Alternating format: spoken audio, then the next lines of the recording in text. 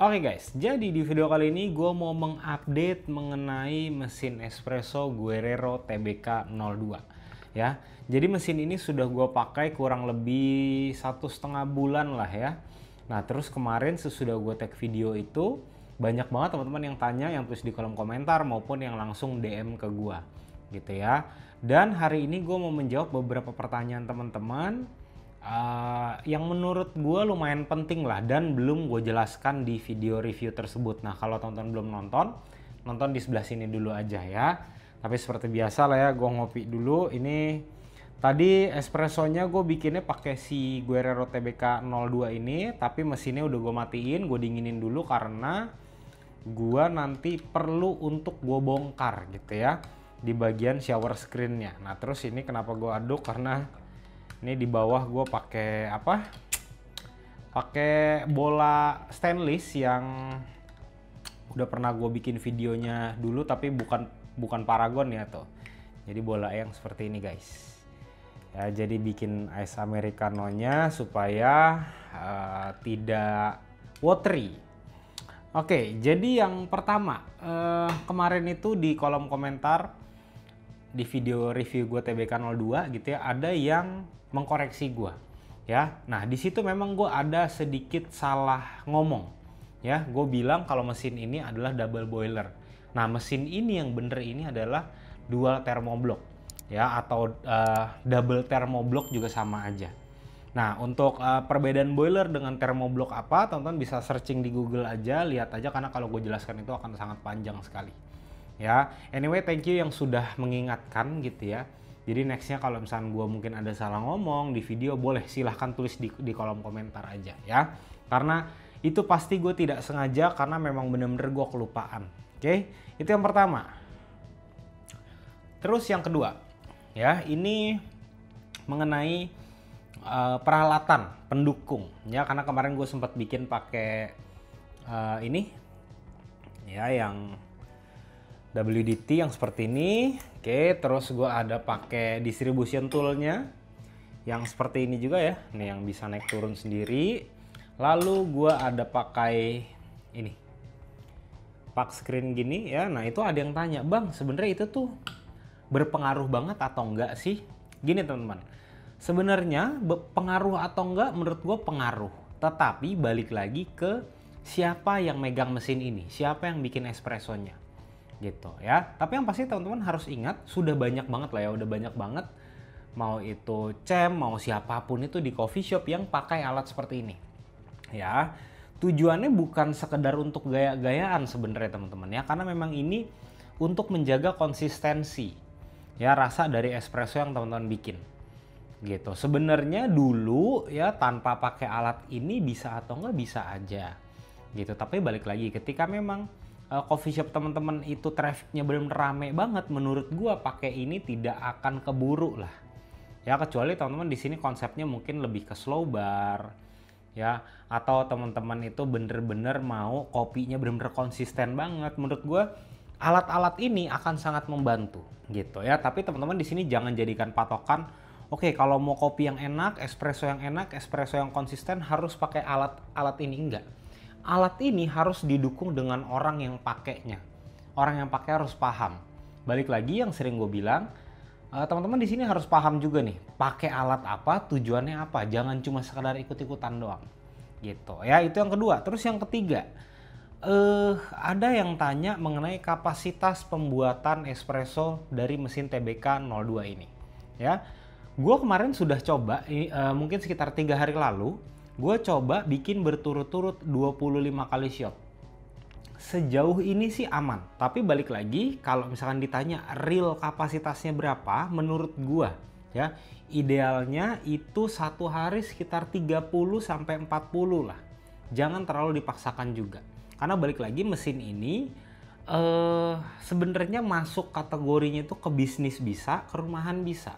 Ya, tapi bisnisnya ini bukan yang benar-benar untuk traffic tinggi. Nah, ada yang tanya lagi, bang, kalau misalnya 100 cups per hari bisa atau enggak? Ya, menurut gue pribadi bisa aja, tapi jangan terlalu sering. Kalau dihajar per hari 100 cup terus gitu ya, katakan dalam waktu 1 minggu terus atau 2 minggu berturut-turut, menurut gue partnya akan ada yang cepat rusak. Nah, dan teman-teman harus ingat ya, ini untuk kartu garansinya dari mesin Guerrero TBK02 atau Guerrero TBK01 Pro yang di sebelah sini ya, ini ada nyatu sama si instruksi manualnya ya. Nih di halaman terakhir nih ya, yang ini nih. Jadi ini teman-teman simpen ya, jangan sampai teman-teman buang. Maka dari itu gue selalu bilang bacalah instruksi manualnya ya, baca tuh bener-bener dari depan sampai belakang, dibaca bener-bener. Nah terus selanjutnya ada yang tanya lagi, bang gimana cara di scale mesin ini? Untuk caranya ini sudah ada teman-teman ya, sudah ada di buku ini. Oke. Nah kan gue sempat mention kalau mesin ini memang sudah ada fitur ketika teman-teman sudah pakai 60 liter air, dia akan ada alarmnya lah, akan kasih tahu teman-teman untuk mendiscale mesin ini ya. Nah caranya bisa teman-teman lihat di sebelah sini. Nih ya, yang ini teman-teman baca, tapi ada tambahan sedikit dari gua ya. Kalau misalkan teman-teman ini pemakaiannya atau trafficnya benar-benar tinggi banget, teman-teman bikin espressonya itu mungkin satu hari itu 35 cups, 40 cups ya. Ini harus teman-teman lakukan. Yang pertama ya, teman-teman siapkan obeng plus seperti ini. Ya, obeng plus mereknya apa terserah lo. Oke. Lalu teman-teman buka dulu nih ya. Tapi teman-teman bukanya dalam keadaan mesin ini dingin ya. Nah, mesin ini sudah gue diamkan, jadi ini benar-benar bisa dikatakan ya anget, tapi angetnya masih bisa gue tahan lah. Ya, lalu teman-teman lepas. Nah ini pertama kali teman-teman buka pasti agak-agak keras ya. Nah jadi teman-teman harus agak berhati-hati jangan sampai selek. Nah bautnya dia itu seperti ini. Bautnya jenisnya yang Verseng teman-teman ya. Tuh. Yang kayak payung gini, payung terbalik. Oke, ini lepas. Terus bagian shower screen ya teman-teman copot. Nah copot seperti ini. Nah ini kemarin sudah gue bersihkan teman-teman ya. Kemarin itu berarti kurang lebih ya, itu gue dalam waktu 1,5 bulan gue bikin mungkin sekitar 40 cups lah. Ya karena sebelum gue review gue coba bikin dulu, terus kemarin gue coba bikin 25 kali tanpa berhenti. Bagian shower screen dalamnya nih, yang bagian dalam sini nih, yang menghadap ke group head ini kotor banget teman-teman. Ya jadi ini teman-teman bersihkan. Terus teman-teman liatin ke cahaya gitu ya, lubang-lubangnya ini ada yang tersumbat atau enggak. Oke, itu yang pertama. Terus yang kedua ya, ini teman-teman airnya dikosongin dulu ya. Lalu teman-teman pakai citric acid ya. Citric acid mungkin sekitar 1 sendok makan ya. 1 sendok makan teman-teman masukin ke dalam sini, terus isi airnya kurang lebih setengah atau mau full juga boleh lah ya, isi sampai full terus aduk dulu ya. Aduk teman-teman, make sure jangan sampai ada citric acid yang belum terlarut. Oke, habis itu ya, step selanjutnya baru teman-teman ikutin step yang ada di sini ya, yang tadi gue kasih lihat ke teman-teman ya. Nih teman-teman ikutin aja stepnya yang di sini ya. Kalau semua step ini sudah beres ya, dan airnya yang ada citric acid ini masih tersisa gitu ya, nggak apa-apa teman-teman flush aja atau buka aja nih ya, teman-teman pencet tombol untuk brew biar citric acidnya itu keluar semuanya. Oke, setelah itu kalau airnya sudah habis, isi air lagi, mau penuh juga boleh atau setengah gitu ya, isi setengah, terus teman-teman flush lagi aja ya, flush lagi atau teman-teman pencet tombol brew. Jangan lupa juga untuk bagian steamernya ya, teman-teman buka steamernya supaya benar-benar air yang ada citric acidnya itu mengalir ke group head sama ke aliran air untuk ke steam gitu. Jadi biar benar-benar kerak-keraknya hilang semua. Nah nanti teman-teman bisa cicipin ya, ketika memang sudah diganti airnya dengan air bersih tidak ada citric acidnya, airnya teman-teman keluarin, cicipin dikit aja ya, masih asam atau enggak. Nah teman-teman gak usah takut, teman-teman boleh cari ya citric acid yang memang food grade ya, itu tidak masalah. Nih di sini gue bilang cicipin itu nggak harus ditelan ya teman-teman, masukin atau ambil dikit aja, kenain ke lidah gitu ya. Ketika memang dia sudah tidak ada rasanya, ya teman-teman bikin 1 kali espresso tapi dibuang aja. Itu untuk memastikan bahwa tidak ada citric acid di group head. Nah, kenapa harus bikin pakai bubuk kopi? Karena ketika teman-teman pakai bubuk kopi, dia pasti akan ada tekanan. Ya, tekanan itu dia airnya tuh akan sedikit berputar di group head. Nah, itu tujuannya untuk make sure supaya nggak ada sisa-sisa minyak kopi atau tidak ada sisa citric acid yang nyangkut di group head. Ya, kalau sudah seperti itu, stepnya selesai semuanya. Nah, bagian group headnya teman-teman lap pakai tisu aja, karena itu sudah pasti akan hitam, kotor gitu ya, karena kemarin sudah gue coba juga. Oke, setelah itu teman-teman pasang. Nah, ini teman-teman pasangnya hati-hati ya, jangan sampai dratnya salah teman-teman. Terus kencenginnya nggak usah sampai bener-bener kenceng banget ya. Kurang lebih kalau misalnya udah gini, udah agak keras cukup gitu, supaya nanti jangan sampai baut shower screen itu ngunci, karena itu sering banget kejadian gitu ya, karena dikencengin itu bener-bener kenceng banget gitu ya. Nah, terus selanjutnya di sini teman-teman ada yang tanya perihal steam. Ya, udah ada yang beli mesin ini terus pakai untuk steam itu gagal terus ya, tidak berhasil. Terus langsung tanya ke gue, "Bang, apakah mesinnya ini defect?" Gitu ya. Gue bilang enggak. Ya, karena memang begini teman-teman ya, kalau teman-teman mungkin tadinya pakai Guerrero TBK 01 ya, bukan yang Pro ya. Pakai 01 atau mesin espresso lainnya. Kelasnya masih home use. Oke. Nah, ketika teman-teman pindah ke mesin yang baru, teman-teman itu pasti akan butuh penyesuaian. Dan menurut gue itu hal yang sangat wajar. Nah, teman-teman kalau misalkan mungkin masih bingung, ya gimana posisi steam yang benar, gitu ya, teman-teman bisa nonton video gue yang di sebelah sini. Ya, tapi itu gue praktekkan nge-steamnya itu pakai mesin Guerrero TBK 01. Tapi prinsipnya tuh sama, posisinya sama, segala macam tuh sama. Cuma bedanya, kalau pakai mesin Guerrero TBK 02 ini, teman-teman tuh bisa pakai milk jug yang agak besar dan volume susunya pun bisa lebih banyak.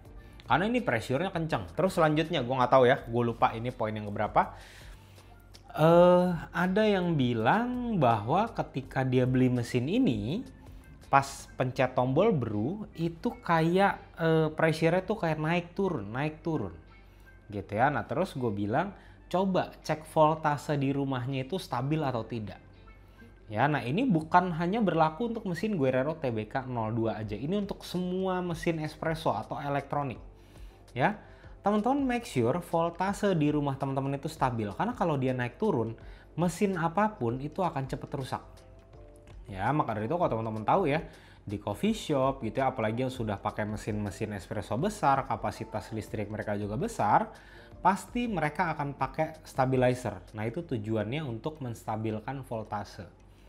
Nah, itu teman-teman harus cek. Pokoknya kalau misalkan pressure-nya kelihatannya aneh, terus mungkin lampunya ini agak kedap-kedip, ya itu benar-benar teman-teman jangan lanjutin pakai. Ya, stop dulu, cek voltasenya. Kalau naik turun, benerin dulu instalasi listrik di rumah teman-teman. Karena berdasarkan kartu garansi, kalau misalkan gara-gara voltase, itu garansinya setahu gua angus. Ya, karena itu bukan kesalahan dari mesinnya. Gitu ya.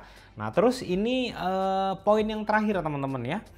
Ini yang sering terlupakan. Ya, ini hanya tambahan dari gua aja ya. Di sini sudah ada untuk air panas. Oke, di sebelah sini. Nah, memang jarang banget orang ada yang mau pakai untuk air panas ini. Kenapa? Karena biasanya kalau misalkan teman-teman semakin sering pakai si air panas ini, nanti listrik teman-teman yang jebol. Jebol dalam arti tagihannya. Karena air yang keluar dari sini ini lumayan banyak. Otomatis airnya ya, nanti air itu akan terganti dengan air yang suhu ruangan. Otomatis pemanas dia akan nyala. Nah, ketika pemanas nyala, listriknya pasti akan naik. Gitu ya. Kalaupun teman-teman tidak pakai, nah ini benar-benar menurut gue nih jarang banget yang teman-teman perhatikan ya. Bagian sini, ini teman-teman buka. Nah, ini seharusnya masih bisa dilepas nih yang part bagian bawahnya. Nih ya, teman-teman lihat ya. Nah, ini. Biasanya di sini nih suka ada di bagian bawah nih. Ini di bagian bawah sini nih suka ada kayak noda warna putih atau kerak. gitu ya. Nah, itu karena mineral yang terkandung di dalam air gitu. Nah, ini teman-teman jangan lupa bersihkan. Bersihkannya seperti apa nih teman-teman? Mungkin bisa rendam pakai air hangat atau dicampur sama citric acid dikit. Direndam sebentar aja terus dibantu disikat-sikat. Ya, habis itu di make sure benar-benar dibilas supaya tidak ada sisa-sisa citric acid yang nyangkut di sini.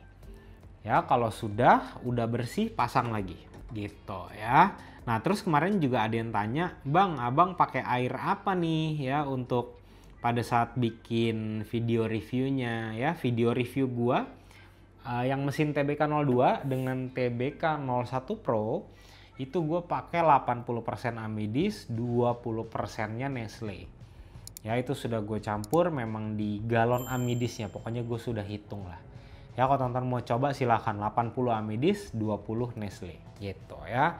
Nah, nanti mungkin teman-teman kalau misalnya mau beli alat-alat yang gue rekomendasi di video ini ya, teman-teman langsung cek link di deskripsi aja. Nah, buat teman-teman yang sudah pakai mesin ini terus punya tips ya, atau teman-teman masih mau tanya, masih ragu segala macam, tulis di kolom komentar aja. Pasti akan gue baca dan sebisa mungkin akan gue balas. Oke teman-teman, sampai ketemu di video selanjutnya. Thank you.